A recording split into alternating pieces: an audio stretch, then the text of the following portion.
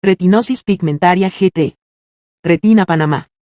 Y retinosis pigmentaria Paraguay. Presentan.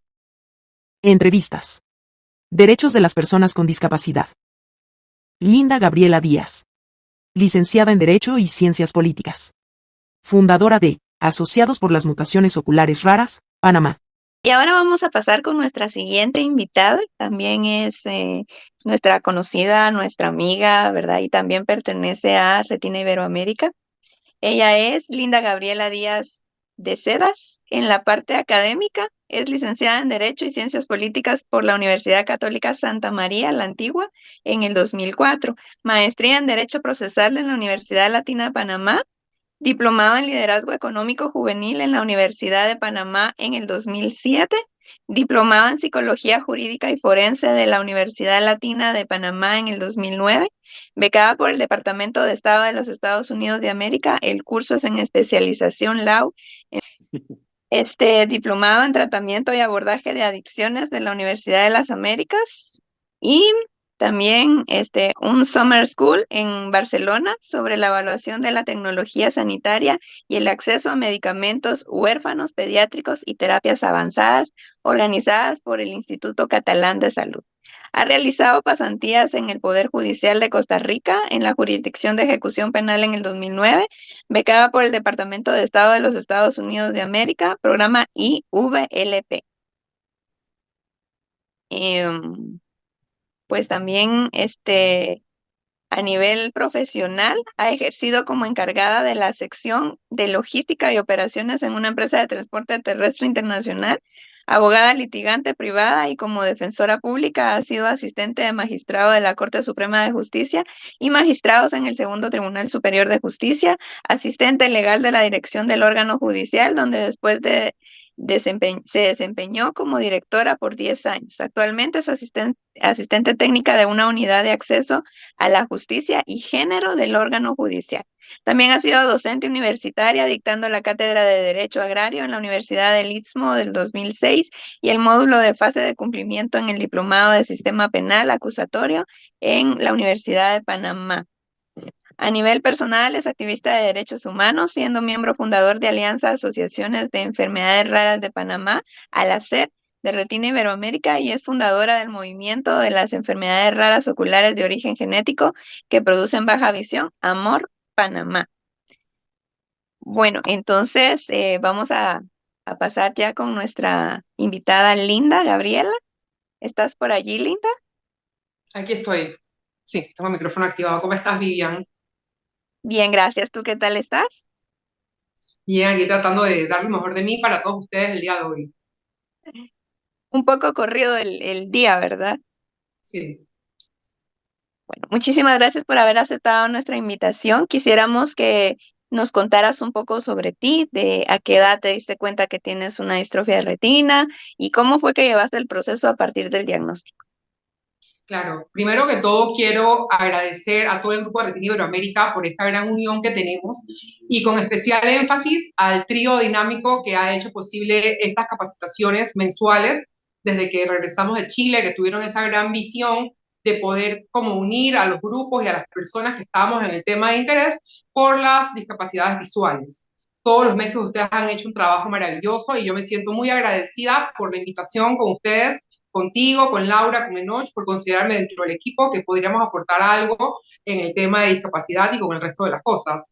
Sería lo primero que te quisiera decir. La pregunta que me haces sobre en qué momento me di cuenta que tenía una deficiencia visual o que algo estaba ocurriendo, fue un proceso bastante largo, con una historia y con mucho testimonio. Mira, la verdad es que yo uso lentes desde que tengo 12 años por miopía. Un buen día, como a los 23 años, perdí los anteojos y decía no los encuentro. Tuve que mandar a hacer lentes nuevos y cuando me fueron a hacer las medidas, algo pasó que no encontraban. Ponían todos los cristales que tenían en la óptica y ninguno me llegaba a ver nada. O sea, tenía de frente todas las letras y yo, ¿por qué no veo? No entiendo lo que dicen la E, ¿sabes? Que te ponen estas palabras que son muy parecidas por las rayitas, E, M, la L, confundía las letras. Me comienzan a referir y luego comienzo con un largo proceso de varios años donde tuve diferentes diagnósticos con muchísimos errores. Pasaron muchas cosas muy particulares, de las cuales en algún momento di mi testimonio de fe. Yo soy una persona católica con gran fe, y cuando sentía en algún momento que todo me estaba abrumando y que las cosas se venía como el mundo encima, porque no encontrabas un diagnóstico y lo que te decían no hacía. Me llegaron a hacer diagnósticos de córnea por 5 años y estuve a punto de ser operada de córnea por anillos intracorneales por queratocono, que es una de las operaciones que tiene un nivel de riesgo importante porque a muchas personas no les funcionan los anillos intracorneales y no es reversible la forma en que queda el anillo en la córnea. En el momento que me lo ofrecieron, no podía pagarlo. Era una cantidad de dinero muy elevada para mí, estaba desempleada, era como que muchas cosas estaban pasando. Fui a hospitales públicos, a hospitales privados sin encontrar una respuesta.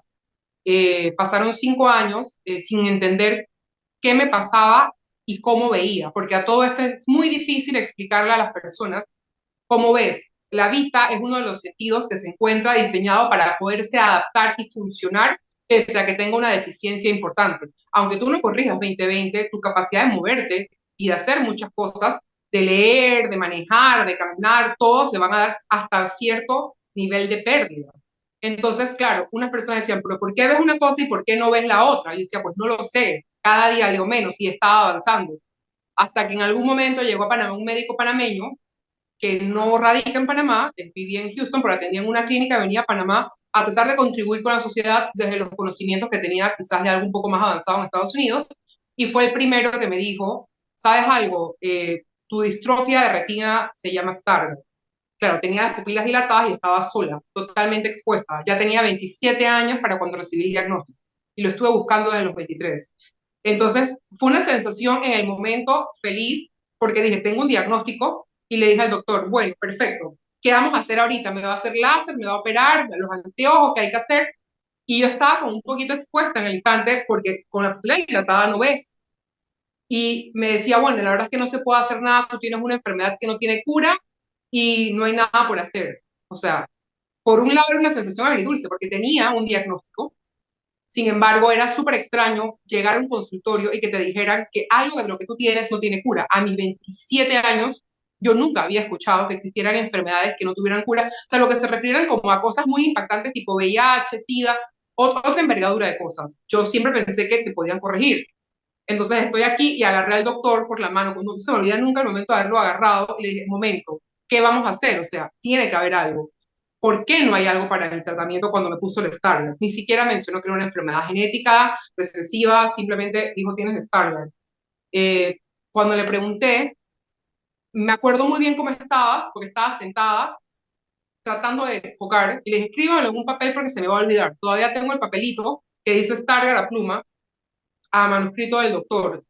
Y cuando le pregunté por qué no tenía tratamiento y qué era lo que ocurría, porque qué era eso tan importante, tan grande que tenía yo, que no tenía cura, o sea, no me cabía en la cabeza.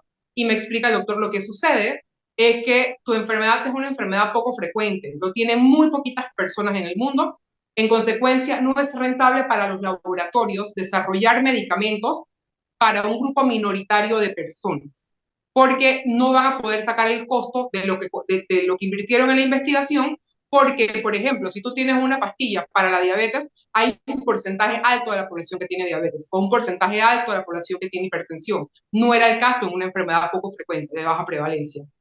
Y yo le decía, pero ¿cómo es posible que la salud sea para los demás vista como algo rentable, como algo económico? O sea, yo siempre tuve un concepto muy idealista, o sea, yo soy una persona muy idealista, y yo decía, bueno, a las personas les importa curar a los demás, a las personas les importa que los demás estén bien, no se trata de cuánto puedes ganar o no de dinero, se trata de que haya alguien, o sea, en mi cabeza inocente a los 27 años yo lo veía de esa manera. Y usualmente es que te rodeas de la gente que se parece a ti, vas a estar con gente filantrópica, entonces me hacía muchísimo ruido eso, y me explicó el tema del costo-beneficio, que jamás lo íbamos a poder pagar, y yo esperé. O sea, ustedes están asumiendo de que yo no me voy a poder desempeñar de la manera que tenga que hacerlo para conseguir lo que cueste el tratamiento. O sea, ya no estamos hablando de un costo alto, estamos hablando de no hay cómo pagar lo que no existe. Eso se me quedó en la cabeza y me tocó el orgullo en lo más profundo de mi corazón. Y yo dije, yo me voy a involucrar en esto porque tiene que haber alguna manera que a alguien le interese encontrar mi cura. Esto no puede ser que, no sea, si me busque una lata y me vaya por todo Panamá de centavo en centavo. Y me decían un poco algunas personas que me veía un poquito como extravagante a esa edad teniendo sueños tan altos. tenía metas muy altas y expectativas muy fuertes en un momento con una economía bastante reducida. La verdad es que, ¿sabes? Estaba joven, estaba comenzando y decía, pero ¿cómo hago? No puedo salir de mi pedacito de mundo. ¿Cómo encuentro más información? O sea, te estoy hablando, yo tengo 41 años de edad. En aquella época el Internet no estaba desarrollado como está ahorita. O sea, no encontrabas redes sociales, quizás habría Facebook. No habría mucha más información y no encontrabas nada. La vida me dio la oportunidad posteriormente de poder viajar a Argentina por cosas de trabajo. Estaba en un curso que creo que es lo que está ahí en la hoja de vida y por eso lo dejé así. Fui a hacer una pasantía, fui a ver un congreso, estuve pues en algunas partes en las cárceles, en algunas audiencias con la defensa de allá, con la defensa pública, y en los espacios que terminaba tuve la oportunidad de llamar a los de Stargardt Agnes, que es básicamente ahora Retina Argentina, que es el que dirige Marcela, la mamá de la expositora anterior, la mamá de María Victoria, y comencé a marcar todos los números. Dije, alguien me tiene que contestar porque yo siempre soñé, porque lo único que encontraba de referencia en internet era Argentina, era mi punto de referencia donde alguien me dijo no puedes tomar vitamina A, donde encontré más cosas, donde me dijeron hay filtros especiales que te protegen de la luz azul para que no se dañe y además te va a dar más contraste. Ay, también me dieron opciones que yo no estaba encontrando en mi país, porque no había muchas personas con esta condición. Entonces, quizás en este entorno donde voy, viajo a Argentina y siempre me describo un poco como El Principito. Para mí es mi libro favorito, de Antoine de Saint-Exupéry, que salía de su pequeño planeta porque los baobabs lo iban a destruir. Entonces, yo decía, tengo que salir de mi pedacito de mundo para ver qué información encuentro fuera porque mi retina va a morir. Si no me muevo y no hago algo, nadie me sabe ni siquiera decir si me voy a quedar ciega o no. ¿Cuándo para? Entonces todo el mundo tenía información distinta y quizás a uno como persona lo que más lo angustia es la incertidumbre, ese miedo a lo desconocido, ese miedo al futuro. Y quizás un chiste, como me decía un amigo en Cantabria, me decía, es que bueno, pero es que te vas a quedar ciego. Y dice, no, a lo mejor no, porque a lo mejor me muero mañana, me atropella un vehículo y cuando morí tenía vista. Lo que pasa es que no lo sé porque no sé hasta qué edad voy a vivir. Entonces trataban de hacer estos chistes y yo trataba como de reflexionar y de tener más paz interior para poder asimilar lo que me pasaba e iniciar un proyecto de vida. Entonces por ahí fue donde comencé a buscar información, a tratar de hacer algo en mi país por el resto de las personas. Yo ahora soy una persona un poquito dentro de la madurez que tengo con la edad, más calmada, más paciente, pero no era eso a los 27 años. Yo a los 27, a los 30 años tenía un nivel de energía propio de la juventud, que se quería comer el mundo, que iba a dar todas las vueltas. Yo dije, no puede pasar. Y parte de todo lo que leías en la hoja de vida fue parte de esa construcción personal y profesional que hicieron que desarrollara aquella suerte de liderazgo donde me pudiese involucrar a ver más, a poder hacer más cosas por el resto de los panameños. Yo tenía mucha energía y a mí me costó 5 años y muchos malos diagnósticos encontrar una ruta para comenzar entonces a ver lo que iba a hacer. Yo decía, pero si a mí me está ocurriendo esto, con esta personalidad tan intensa, tan fuerte, tan que no me dejo, tan que siempre persevero, ¿cómo la están yendo el resto de las personas? Personas en acceso en áreas rurales, las personas en las comarcas, los grupos originarios, que tengan una condición que ya de por sí, en la pobreza multidimensional en la que viven, no acceden al derecho a la salud. No hay manera, o sea, están aislados, están segregados de la sociedad, están en una condición de vulnerabilidad adicional a la que ya tenía yo. Y yo decía, esto no puede ser, esta información yo no me la puedo quedar, esto hay que compartirlo. Entonces ahí inicio este activismo con enfermedades raras, me agrupo con personas de diferentes enfermedades, porque claro, todo era muy poquito. El país donde yo vivo tendrá, si acaso, 5 millones de personas en total. O sea, el último censo reflejó 4 millones y algo, pero digamos, entre 4 y 5 millones de personas pueden haber en Panamá. Por estadística, el Stargardt lo tiene uno en 10.000, o sea, deberían haber 400 por referencia, pero decía, pero ¿dónde están? ¿Por qué los doctores no los ven? ¿Por qué están tan lejos quizás?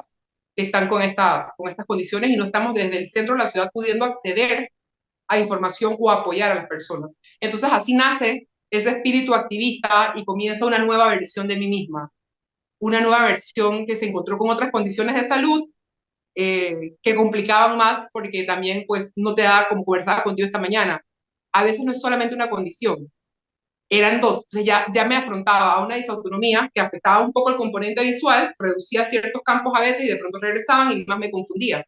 Te cambia la vida. Pero luego entiendes por qué Dios prepara muchas cosas y me pareció muy lindo que leyeras la hoja de vida porque lo que me importa de la lectura es que es un currículum un poco diverso. Yo siempre siento que fue Dios construyendo mi camino para que estuviese lista para algo más importante que quedarme yo que no cosas que alimenten el ego. Tú que eres psicóloga, no esto que está dentro de mí, sino ese cómo me doy a los demás, cómo soy este puente para otras personas para que accedan a la información, cómo hago que otras personas no pasen por lo mismo que yo ya pasé, si ya recorrí un camino de adelante, le puedo aportar camino a otros panameños y panameñas.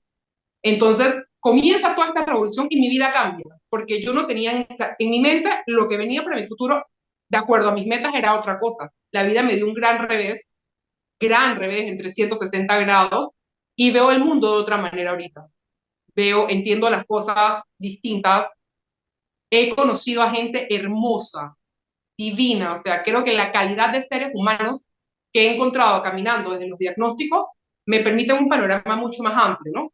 Y quizás un poco ya pegando a esta parte de la experiencia con la parte legal, por cosas de la vida, quedo trabajando en esta unidad de acceso a la justicia y género, donde están estos hermosos componentes que te describen todas las condiciones de vulnerabilidad, que te explican por qué es diferente, qué es lo que hace que tu entorno te haga vulnerable, porque no eres vulnerable en sí, donde agarras y ves todas estas convenciones, que es un poco la intervención que les iba a decir, todas estas convenciones internacionales que uno ve como tan distantes y tan lejos, y cómo esta convención que está allá toca mi vida. Y comienza todo un cambio porque yo misma no podía aceptar la palabra con D.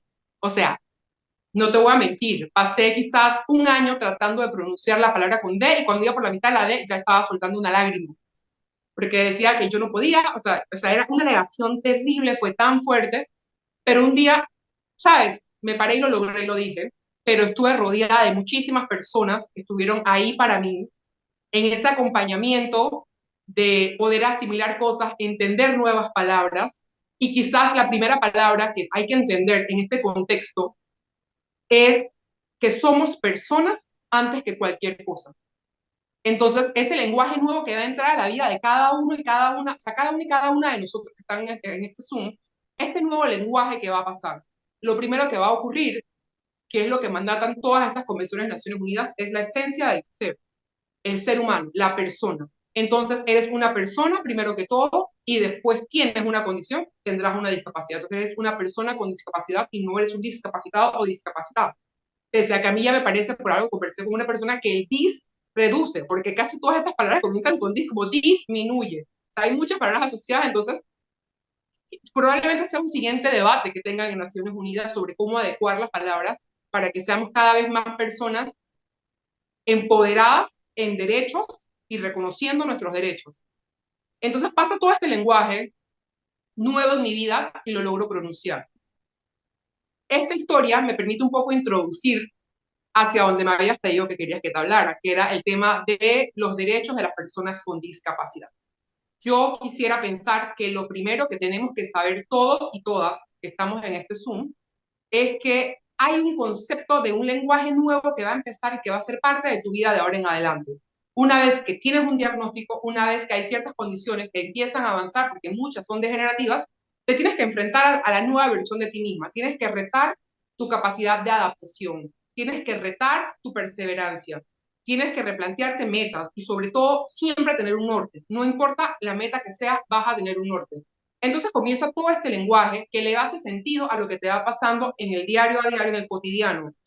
Para mí, quizás habrán algunas palabras que fueron muy importantes para poder entender lo que me pasaba en el contexto de mi nueva condición. Y fueron la de accesibilidad universal, fueron la de inclusión, ajustes razonables y equidad. Es muy probable que algo se me esté quedando, pero son las que llegaron a mi vida de una manera importante y como un huracán, así como que entraron sin pedir permiso y aquí están. Y yo decía, barreras era la otra palabra. Yo decía, pero ¿qué es este lenguaje nuevo? No estoy entendiendo cómo expresar lo que siento, pero cuando vi ese lenguaje que estaba inserto en las convenciones, dije, claro, esto ya tiene sentido. Cada cosa que me ocurría en la vida, que requería demasiado esfuerzo, o sea, yo vengo acostumbrada, igual que a muchas personas, a esforzarte por las cosas que quieres, a correr la milla extra, a plantearte lo que necesitas y cómo lo vas a hacer. Pero hay cosas que no podías. Entonces, cuando veo las barreras, que habían barreras físicas y barreras actitudinales, yo, esto tiene sentido, pero es que esto es lo que a mí me pasa.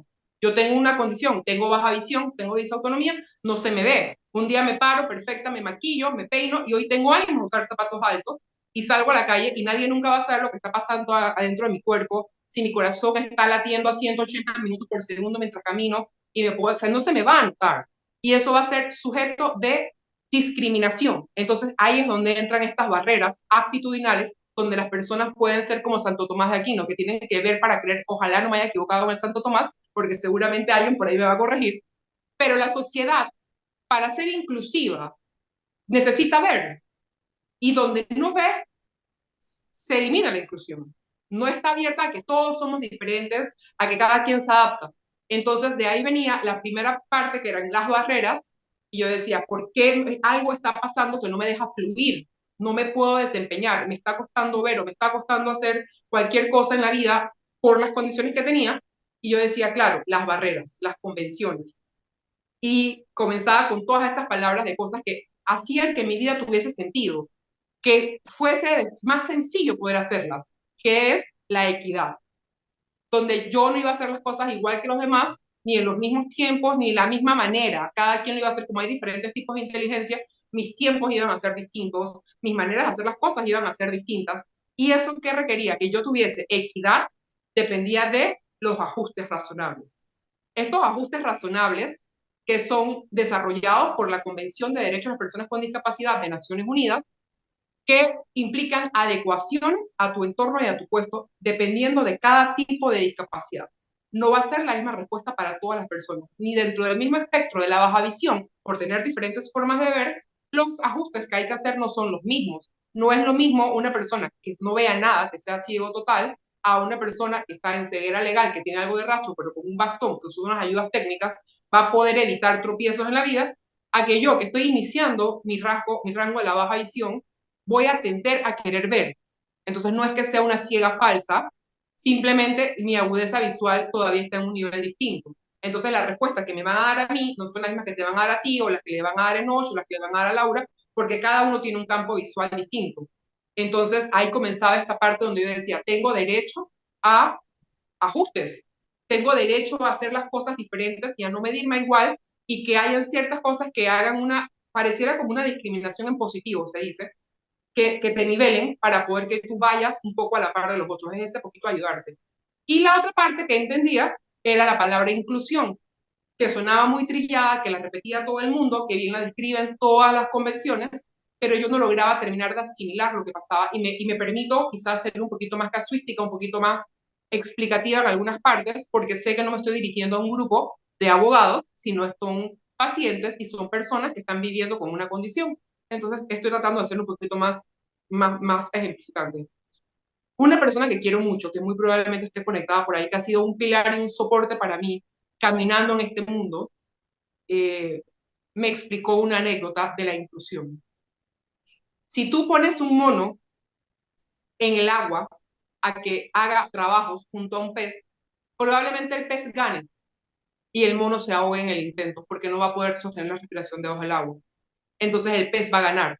Pero si lo hacemos al revés y tenemos al mono en la tierra subiendo un árbol y al pez teniendo que hacer lo mismo, el que va a perder es el pez y el mono va a ser el ganador y no va a morir en el intento en esta parte de la historia.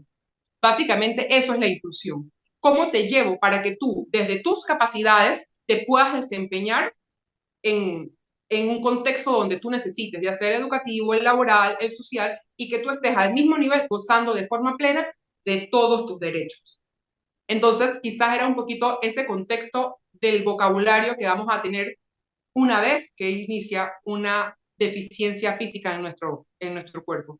Van a pasar todas estas cosas y son palabras que van a tener que irse incluyendo contigo en el tema. Por otro lado, tendríamos, por ejemplo, cuáles son las cosas que nos rigen. Tendríamos dos sistemas.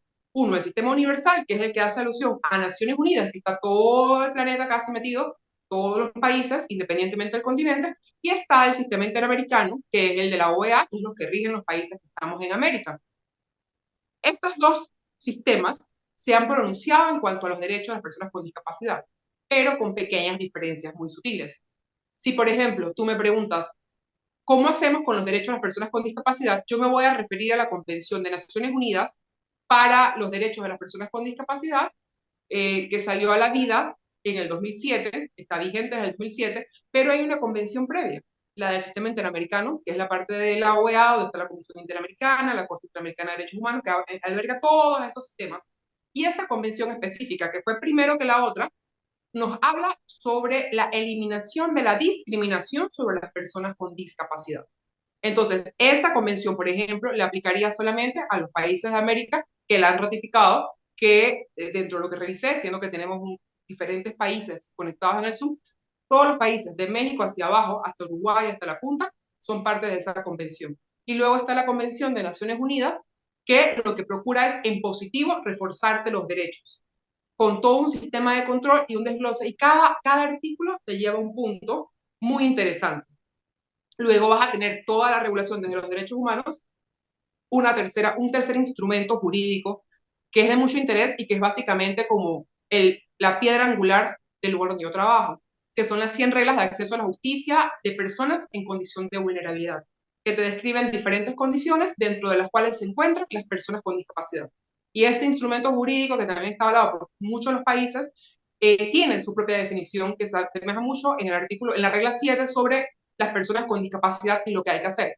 Entonces tendríamos este triángulo donde tenemos una convención de América que rige la discriminación, una convención universal que refuerza los derechos en positivo y un tercer instrumento jurídico que lo que va a procurar, que es algo que trabajan las altas cortes de los países, con las supremas cortes de justicia de todos los países, donde van a hacer una conexión, donde si estoy discriminado porque no me reconocen los derechos, yo tengo que poder accionar algún tipo de reclamación para que se active mi derecho. ¿Cuál es la vía? La vía del acceso a la justicia, que está en concordancia en el artículo 13 de la Convención de Personas con Discapacidad, junto con las 100 reglas de Brasil, donde vamos a tener este montón de mecanismos de adecuación desde el sistema de justicia para que dentro de cada discapacidad, dentro de cada inconveniente o dificultad que le surja a la persona, encuentre en el sistema de justicia un sistema de puertas abiertas y amigables con la condición para ser inclusivo. Que esto también guarda relación con el mandato que tenemos de los Objetivos de Desarrollo Sostenible, en el objetivo 16, que habla sobre justicia, paz e instituciones sólidas, que tienen el 16.3, la parte de los indicadores, las metas que debemos cumplir todos los países que la hemos firmado para que la sociedad sea verdaderamente inclusiva y todos y todas tengamos el pleno goce de nuestros derechos. Si no menciono el principio pro homine, que es un poco técnico, suena a latín, es parte de las cosas que hace uno, oh, yo sé que alguien por ahí me puede matar si no lo anuncio, porque cuando vemos todos los derechos, vemos, wow, hay tantas convenciones y luego permean dentro de cada país a la legislación nacional para segregar temas y subtemas. Pero ¿cómo sabemos cómo las tenemos que aplicar? ¿Cómo sabemos que son mínimos y no máximos? ¿Cómo sabemos que nos están dando suficiente o nos pueden dar más? Y justamente es esa mezcla donde cuando tengas todos estos derechos y haya diferentes discapacidades, la normativa que se tiene que aplicar siempre tiene que ser la que vaya en favor de la persona con discapacidad para que goce bien de su vida, de todo su derecho social, cultural, familiar, de salud, que mezcle todos. Entonces entra este principio espectacular a que cada quien pueda acceder desde las diferentes formas de los sistemas y recursos que tengan en cada país. Amparos de garantías constitucionales, derechos de petición que tiene Colombia, Panamá pues tendrá otros mecanismos, pero todos tienen en mayor o menor medida algún tipo de actitud de activación en el engranaje. ¿Quieres preguntarme algo? Pensé que no iba a hablar nada y me emocioné al final. Nos adelantaste bastante, ¿verdad? Sobre los temas que vamos a hablar. Regresemos un poquito a ti. Sabemos que tú eres licenciada en Derecho y en Ciencias Políticas. Queremos que nos cuentes de qué forma has podido hacer aportes a las personas con discapacidad desde tu profesión y a la vez desde tu condición como persona con discapacidad visual.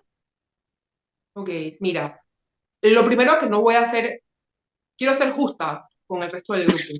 Mi condición empezó bastante tarde. Cuando a mí me comenzó a molestar la vista, que empecé a tener los primeros síntomas de deficiencia visual, yo ya estaba terminando mi primera maestría. Probablemente no veía bien, pero lo que faltaba era muy poquito. Sí se me movían algunas palabras, leía lento, pero la verdad es que mucha gente que ve 20/20 también lee lento. No todo el mundo lee rápido, entonces decía, bueno, yo soy de aquel grupo que lee muy lento. Y me tomaba más tiempo estudiar y me gradué y todo aquello.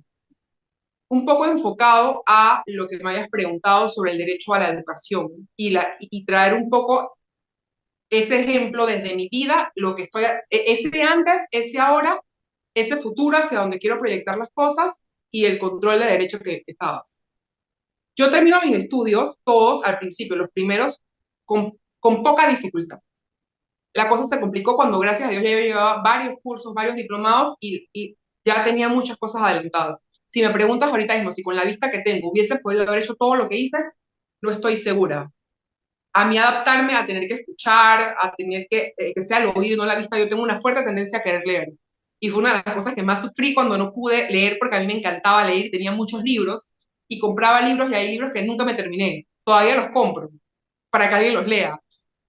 Entonces está este tema. ¿Qué ocurre? En la Convención de Naciones Unidas de Personas con Discapacidad se contempla el derecho a la educación y se han pronunciado más allá de la convención con algo que es soft law, que son los comentarios generales que tienen Naciones Unidas, y tiene una observación, un comentario general que hicieron, es el comentario general número 4 del 2016, donde habla del derecho a las personas con discapacidad al más alto nivel de educación de forma inclusiva.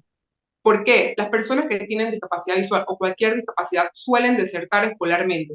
Al desertar de la escuela o recibir una educación que no sea de calidad, esto implica que cuando sean personas adultas no van a acceder quizás a los mejores trabajos con los mejores sueldos. Entonces muchas de estas personas no van a salir de un círculo de pobreza o de una pobreza multidimensional si la deserción escolar es muy temprana, porque están en áreas de difícil acceso y ya tienen demasiadas barreras. Entonces ya todo este conjunto de normas que ya se han previsto desde Naciones Unidas, con esta gran mirada sabemos que todo el mundo, en cualquier país, puede ser que esté pasando lo mismo en Colombia, en Panamá, Guatemala y Paraguay. Les pasa exactamente lo mismo, pero en la parte de discapacidad visual, que un poco me preguntabas, ¿cómo adaptar y qué es lo que estoy haciendo?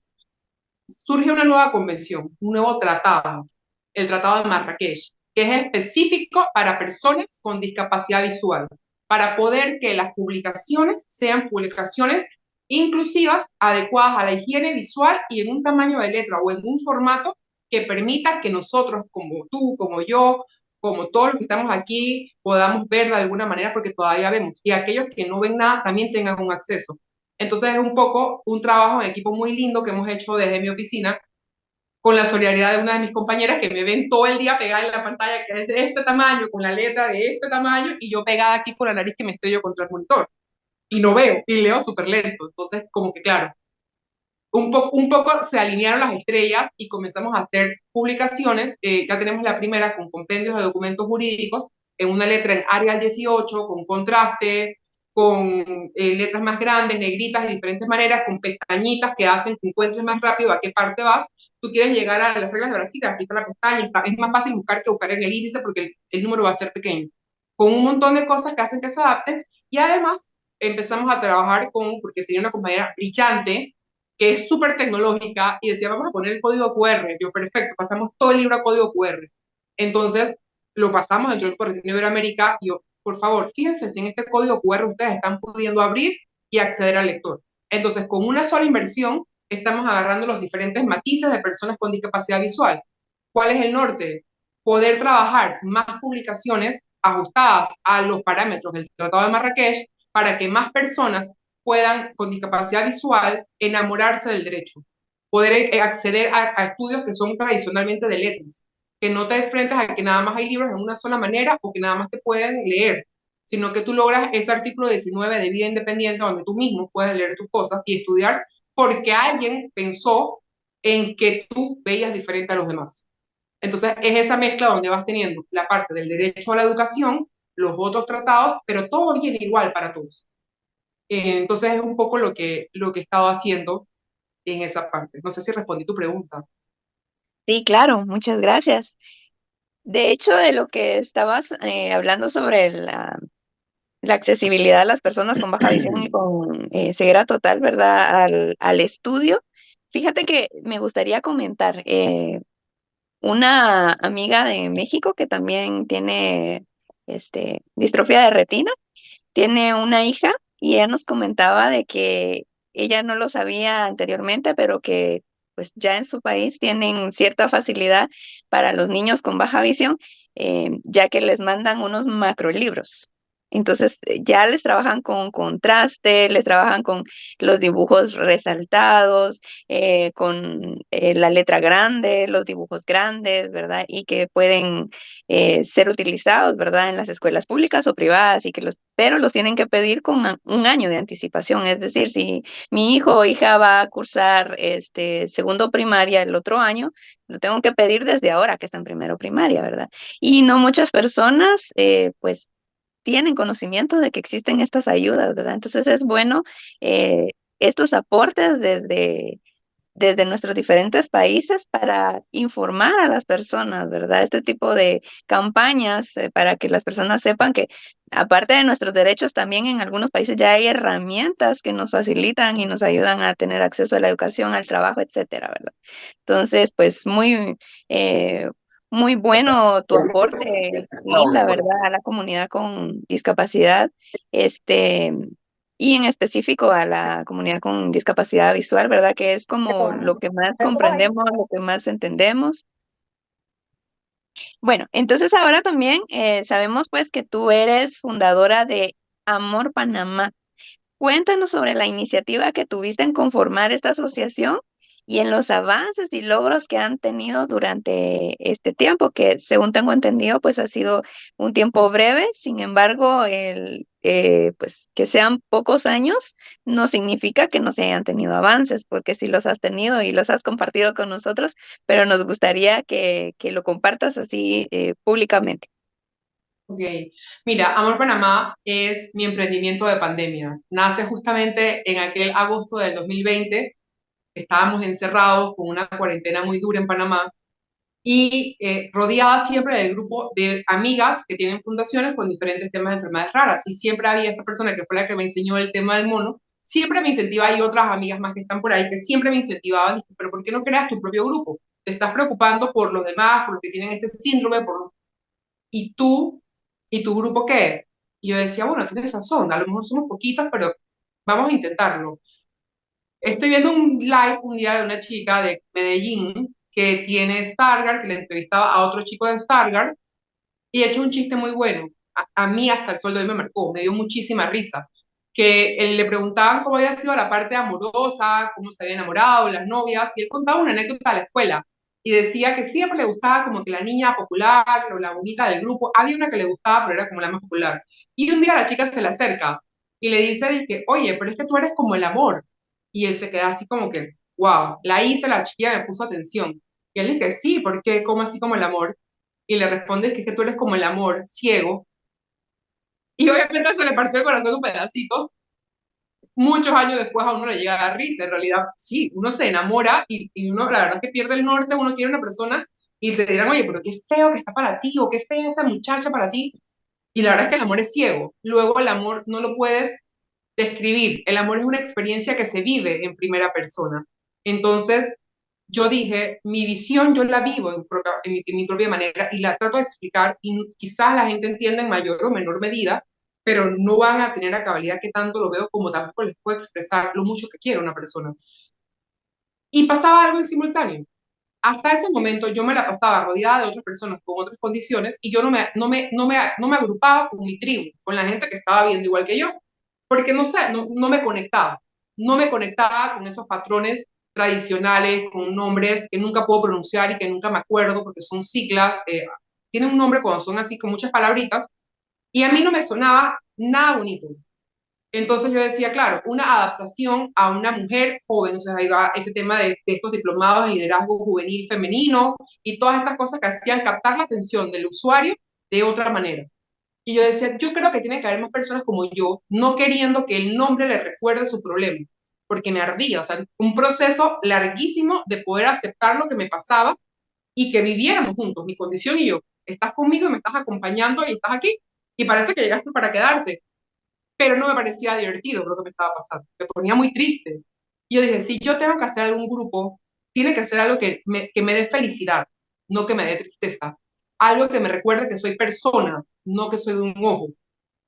Y entonces así fue donde agarré la palabra y toda la noche me la pasé pensando en cómo encuentro y dije la palabra, me acordaba del chiste, yo, ya tienes la palabra, dale sentido. Entonces De ahí sale el eslogan, amor es solamente una palabra hasta que alguien llega para darle sentido. Entonces yo dije, vamos a darle sentido a esta palabra que dice mucho, representa lo que vivo, representa lo que soy, un ser de luz y de amor, que soy muy cariñosa, a veces soy muy amargada, pero en esencia siempre desde el amor. Dije, va a ser la palabra y la voy a dar sentido.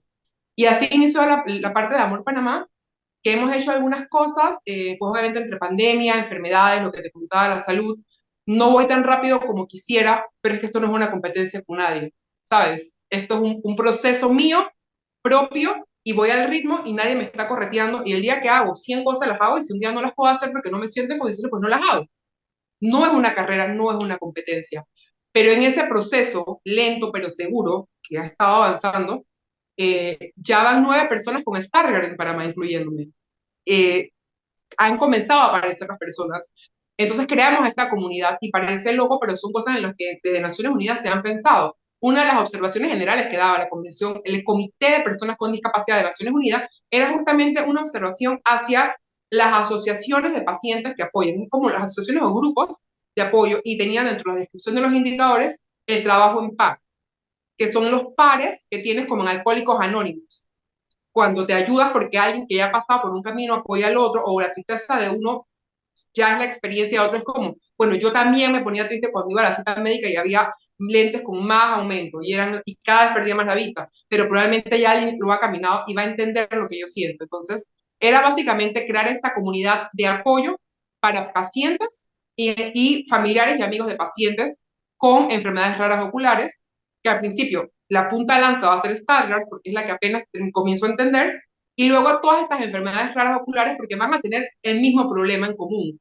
Van a tener dificultades de diagnóstico, van a tener un tema que no van a tener tratamiento cura, van a tener que tener un examen genético de precisión para saber cuáles son sus expectativas de vida en cuanto a su visión, y vamos a tener temas en común, y es básicamente apoyarnos.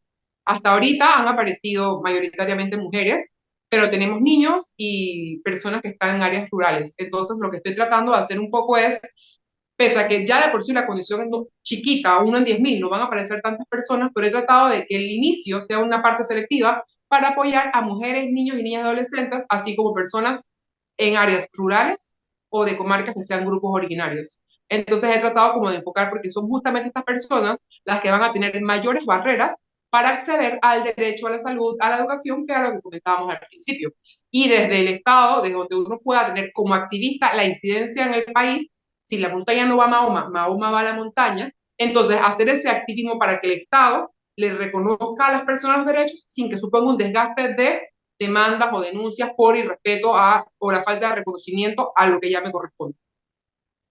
Interesante. Yo pensé que había surgido la palabra amor porque habías pensado primero en el significado de las siglas. Y que había sido como, bueno, solo es como poner en orden, pero no, o sea, fue todo lo contrario. De la palabra amor tuviste que sacar las siglas, ¿verdad? El significado de cada una de las siglas para poder expresar pues lo que tú sentías y para poder liderar este grupo con felicidad, como tú nos cuentas, ¿verdad? Claro. Bueno, entonces ahora sí vamos a volver otra vez a los temas de los derechos de las personas con discapacidad. Y quisiéramos que nos hables sobre los derechos de la igualdad y libertad para nosotros. Hay un artículo específico, creo que es el 17, que habla sobre la igualdad y la libertad. Estos artículos todos los vas a leer, por ejemplo, en secuencia con el artículo 5, que es el artículo que habla sobre igualdad y no discriminación, este que mencionas, y obviamente también hay uno, creo que es el 16, si no me estoy equivocando, que, es el, que tiene que ver con prohibición de tortura, que se replica en muchas de las convenciones, teniendo entonces que esta libertad implica libertad y, dependiendo de cada sea, la libertad de poderte desplazar con vida independiente. Solo vas a tener también el tema de toma de decisiones con acompañamiento según el tipo de discapacidad que tengas, entendiendo que hayan países como Panamá que en principio no reconocen a la persona con discapacidad como un sujeto de derecho. Entonces no tendrían ni la igualdad de armas para un montón de cosas. Por ejemplo, hay cosas que están reservadas, que no estamos pasando del modelo médico a un modelo de derechos humanos. Tú dices, en el modelo médico, la persona tiene una enfermedad, tiene una condición de la que sea ceguera, discapacidad auditiva, una discapacidad intelectual, pero ¿qué contemplaba esta convención tan hermosa? Justamente en el artículo 9, creo que era la toma de decisiones, toma de conciencia.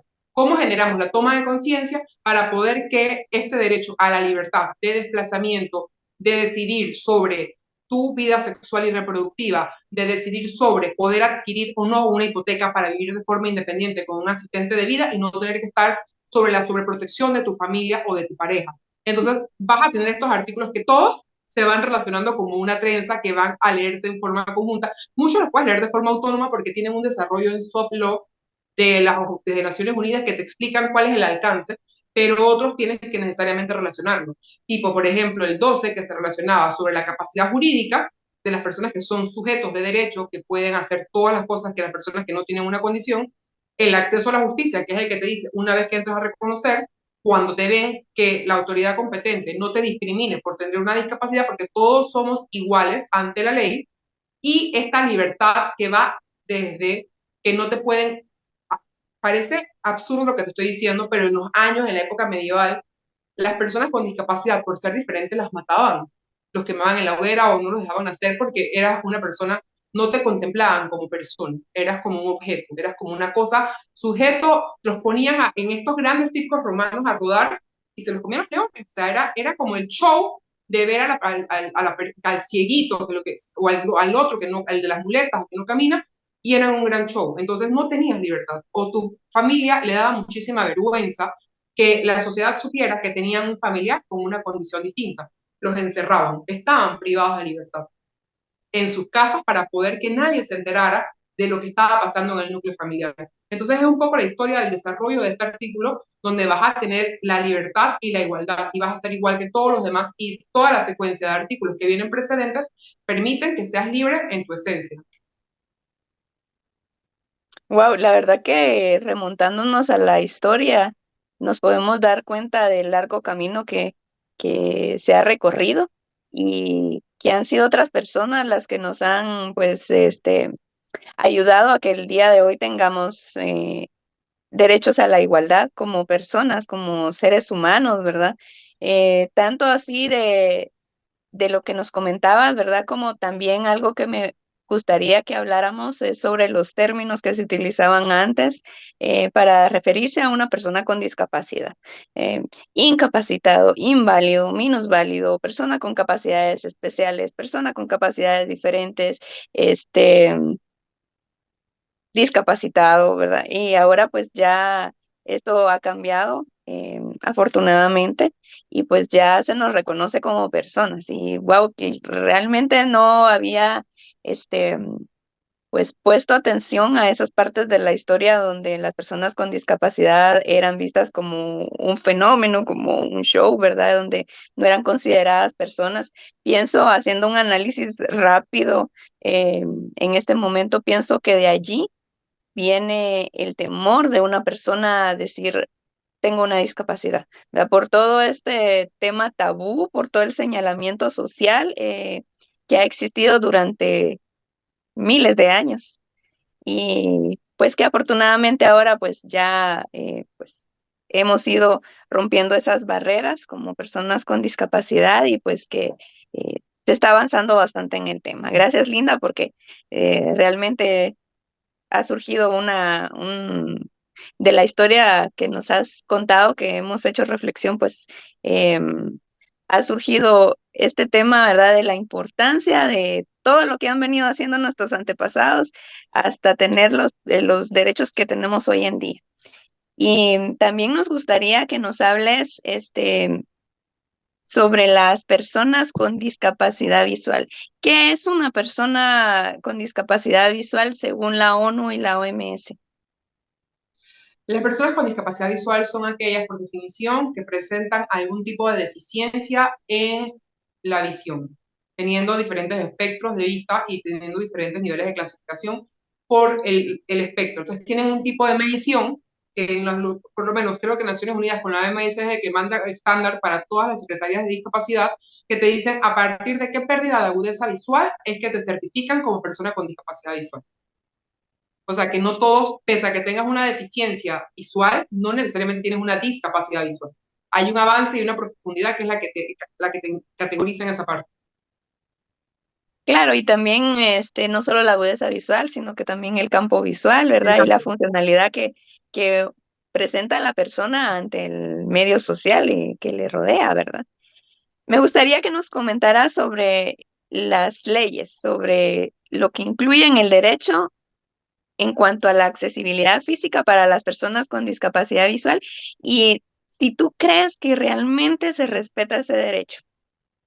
Con las discapacidades visuales más profundas, cuando hay ceguera total, hay dentro de las políticas públicas de cada país, deben haber algunas regulaciones que tengan los estándares, y sé que en estándares es una palabra bastante amplia, donde vas a poder caminar a que las personas puedan desenvolverse de forma sola e independiente en el tema, poder caminar hacia esa accesibilidad universal, que incluye la infraestructura, los movimientos, saber que las aceras tienen que tener cierto tipo de ancho para que las personas con silla de ruedas puedan pasar, o que las personas con bastón tengan un trazo podotáctil para saber por dónde van y no tengan obstáculos en el trazo podotáctil. Yo misma las veía a veces en la calle y pensaba que eran ranuras de decoración. Yo decía, qué curioso que en esta parte de la ciudad tienen como una baldosa decorada que no es igual, pero es justamente donde tú vas a países como España, que tienen podotáctiles en todos lados. Luego llegas a la realidad centroamericana, latinoamericana, donde no necesariamente encuentras esa accesibilidad universal para el trazo del bastón, para poder que tengas placas de braille en los lugares que te puedas, la señalética, que sepas a dónde están. Enhorabuena que vivimos en la parte de la tecnología, que ya muchas personas están migrando a el apoyo técnico del celular, con programas como Navilens, como Lazarillo, que te van a decir, bueno, aquí tienes que parar, está a la derecha, es como un Waze que te dice, bueno, coge tantos pasos aquí, tantos pasos ahí, te describe el área de lo que estás viendo. Entonces, los estados, partes de todas estas convenciones, tienen el deber de poder cumplir con todos los estándares mínimos para que la accesibilidad universal de la estructura sea amigable para cada tipo de discapacidad, incluyendo a las personas con discapacidad visual. Si tú nos puedes hablar sobre los descuentos, indemnizaciones, bonos, lugares preferentes y algunas otras garantías que deberíamos tener como personas con discapacidad. Ok, creo que vas ahí por la parte del derecho laboral. Un poco lo que te explicaba desde el principio. De todos los países signatarios de las convenciones, en la Convención de Naciones Unidas de Derechos de las Personas con Discapacidad, en el artículo 25 se contempla el derecho al trabajo de las personas con discapacidad, que va amarrado del principio que describimos al inicio, que es la inclusión. Las personas cuando comienzan a tener algún tipo de deficiencia física, que es lo que define la discapacidad, dependiendo de cuál sea del tipo de discapacidad que tengas, comienzas a reducir parte de tus sentidos. Entonces, ¿qué ocurre? No vas a ver las cosas iguales. Tienes dos vías. He visto que en Europa, en algunos países, tienen una mayor tendencia a pensionar a las personas que tienen una discapacidad. Quizás lo lógico sería un poco lo que está pasando en América, que es apostar al principio de inclusión, que va ligado con las adecuaciones o ajustes razonables del puesto para poder que la persona continúe trabajando, estudiando, porque ¿qué ocurre? Del derecho al trabajo permean un montón de situaciones más que son importantes para la persona, como el derecho a la seguridad sanitaria. Todas las personas que trabajan tienen algún tipo de cotización en su seguro social o en la obra social, según como se llame en cada país, que es lo que les permite a tener el derecho a la salud. Entonces vas amarrando el derecho a la salud con el derecho al trabajo y cómo evitar o cómo no hacer adecuaciones impacta en la vida de una persona. Porque donde tú desconozcas la inclusión en el derecho laboral o en el derecho al trabajo, la persona va perdiendo, uno, capacidad económica para comprar sus medicamentos, acudir a terapias, adquisición de ayudas técnicas para movilidad y desplazamiento, y luego vienes con el tema del derecho a la salud, que va chorreando con el tema. Y lo orillas a tener un tema de una economía reducida. Entonces, las prestaciones salariales que van a pasar serán infinitas dependiendo de cada país. Las respuestas de Guatemala no van a ser las mismas respuestas de Panamá o las respuestas de Argentina. Hay países como Argentina que dentro de su legislación contemplan casi que un salario mínimo para una persona con discapacidad visual, que son subsidios que van a depender del estilo político de cada país. Unos que son más inclinados a los subsidios que otros en el marco de que haya gente que sean más capitalistas que otros. Pero todos tienen en general principios de equiparación de oportunidades que les permiten descuentos, ciertas horas de acceso a salud porque vas a tener más permisos y son estas las adecuaciones, donde si no garantizas el derecho al trabajo, pasan un montón de cosas donde mejorar el entorno puede agravar tu condición de salud. O sea, están totalmente conectados todos los derechos. O sea, si una persona no trabaja, no accede a todo lo demás y todo se va cayendo como una pirámide de dominó así de ladito. Claro, y también es lamentable que en la mayoría de países, bueno, hablo por mi país también, las pensiones son súper bajas, o sea, no trae cuenta dejar de trabajar, eh, pensionarse por una discapacidad porque se gana tal vez menos de la mitad del salario que estarías ganando como una persona activa, ¿verdad? O al Claro. menos en mi caso sería mucho menos de la mitad de salario, ¿verdad? Entonces, pues las adecuaciones, los ajustes, ¿verdad? Que se realizan son necesarios en nuestros países, en todos nuestros trabajos, aunque sea una microempresa, ¿verdad? O aunque sea una empresa mediana, grande, o que sea alguna institución del Estado, ¿verdad? Es muy importante hablar sobre estas adecuaciones que se deberían hacer. Y como tú misma lo mencionabas, son adecuaciones tan diferentes para cada persona. En algunos grupos de personas con RP, a pesar de que se supone que la RP tendríamos todos pues que tener como similitudes en las adaptaciones que necesitamos, pues nos hemos dado cuenta que, por ejemplo, yo uso el teléfono en modo oscuro y lo tengo que usar en lo mínimo de brillo, pero hay personas que tienen RP también que tienen que utilizarlo casi que en el máximo de brillo, ¿verdad? Entonces, son diferentes las adecuaciones, nos falta mucho trabajo por hacer, creo, a las asociaciones civiles, tanto como a las instituciones del Estado y a las personas en general, pero es reconfortante saber de que ya se trabaja para eso y que al menos en el papel, como solemos decir acá en nuestro país, ya existen estas regulaciones a las leyes, ¿verdad?